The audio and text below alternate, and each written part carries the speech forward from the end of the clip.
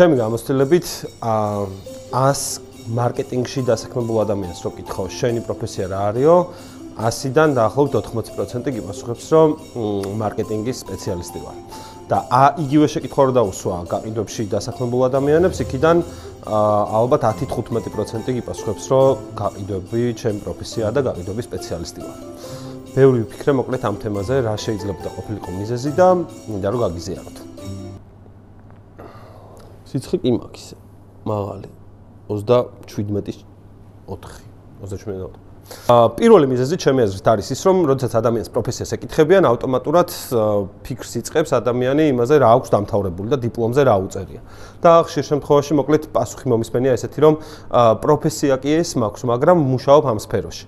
რაც ჩემი პირადი აზრით არასწორია, ბუნებრივია, იმიტომ რომ ალბათ პროფესია ჩემს ყოველ შემთხვევაში ის არის არა ის რა დავამთავრე, არამედ ის რა სფეროში მუშაობ, რაზე ვფიქრობ 24/7-ზე, რა მიმართულებით ვითარდები და რითიც მოკლედ მარტივად რო ვთქვათ, ფულს ვშოულობთ. და სტერეოტიპულად მოკლედ დიპლომზე რაც გვიწერია იმის მიკერება პროფესიად, შეიძლება ეს იყოს განსაზღვრული. ჩვენ ვიცით, რომ საქართველოში გაყიდვებს როგორც პროფესიას ესე უნივერსიტეტებში არ ესწავლიან, არა მხოლოდ საქართველოში, უცხოეთშიც ძალიან იშვიათია და შესაბამისად ვიღაცას დამთავრებული აქვს მაგალითად მე რაღაცა პირობითად ფილოსოფია და მუშაობ გაყიდვებში მთელი ცხოვრება. ბუნებრივია ფილოსოფოსი არ ვარ პროფესიით ვარ გაყიდვების სპეციალისტი.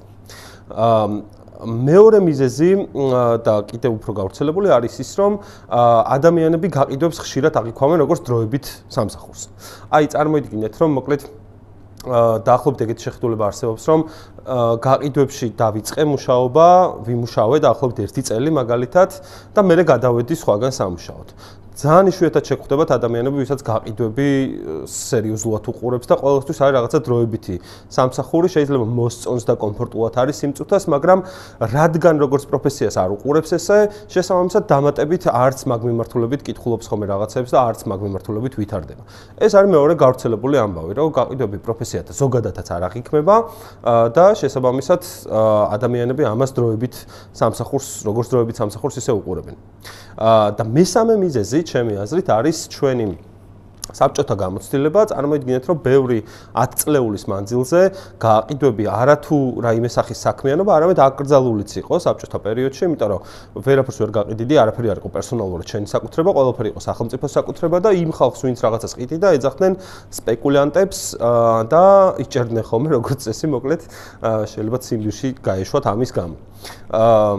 და ბუნებრივია, რომ მოკლედ რაღაც როდესაც საბჭოთა კავშირიდან გამოვიდა საქართველო, ის თაობა, რომელიც იმ მომენტში იყო, მათთვის გაყიდვები დაკავშირებული იყო მხოლოდ და მხოლოდ ვაჭრობასთან, არ იყო კარგი ტონი მთლად და შესაძლოა, რომ მე მათ მომავალ თაობას არ მგონია, რომ ვინმეს უთხრა, რომ გაყიდვებში რა გინდა შვილო, წადი რამე ნორმალური პროფესია ნახევ, მაგრამ ჯამში მოკლედ მშობლების გამოცდილებას ხშირად უსიტყვოთაც ვიზიარებთ ხოლმე და მათი დამოკიდებულება რაღაც საკითხების მიმართ არ არის აუცილებელი, რომ პირდაპირ გითხრან ისედაც ჩანს და შეიძლება ამანაც მოახდინა გავლენა, ასე ვთქვათ, ამ ამბავს.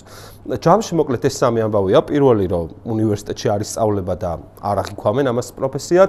მეორე, რომ ზოგადად უნივერსიტეტის გარეთაც სერიოზულად არავინ არ უყურებს და დროებით საქმიანობად აღიქვავს ამას და მესამე, მოკლედ ჩვენი საბჭოთა გამოცდილება.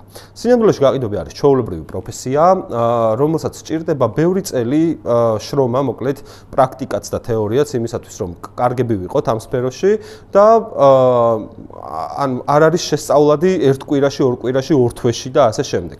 ჩემი გამოცდილებით პირადად ჩემს მაგალითზე გაყიდვების ამ პროცესის სწავლას პირველ რიგში ჭირდება იმის აღიარება, რომ ეს შენი პროფესიაა და მაგის მერე, როდესაც მაგის აღიარებას, ანუ იტყვი, რომ მოდი მე ამ საქმეში ვარ და ეს არის ჩემი პროფესია, როდესაც ამას გააკეთებ, აქედან წლები ჭირდება, როგორც წერან თქვი, პრაქტიკაც და თეორიული გამოცდილებას და ცოდნაც, რომ მოკლედ ამ სფეროში კარგ პროფესიონალად ჩამოყალიბდე. სულ ეს იყო რის თქმაც მინდოდა, მადლობა ყურადღებისთვის.